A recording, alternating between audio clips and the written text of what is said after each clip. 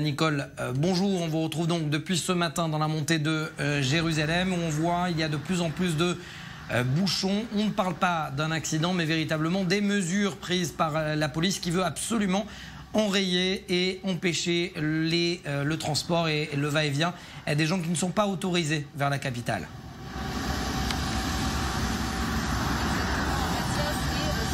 Ce point de filtrage mis en place par la police qui cause ces bouchons. Alors vous voyez derrière moi, maintenant il y a beaucoup de voitures de police, mais vous voyez derrière tous les véhicules qui sont donc vérifiés un par un. Il y a donc des policiers appuyés par les forces de la police des frontières qui sont donc en train de vérifier chaque passager, chaque véhicule.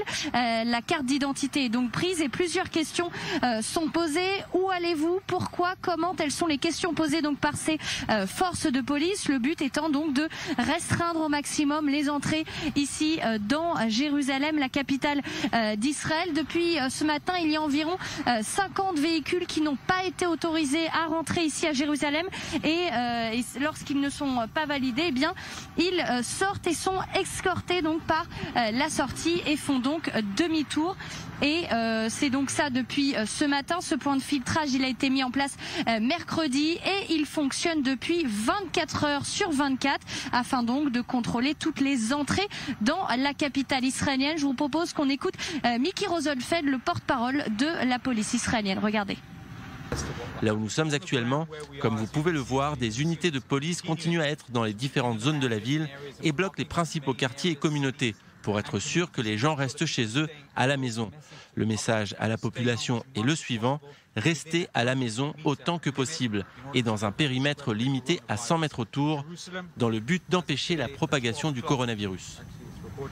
Et Océane, vous avez pu également lui poser la question à Mickey de savoir comment ça allait se passer à l'intérieur justement de la capitale avec ces grandes zones complètement bouclées.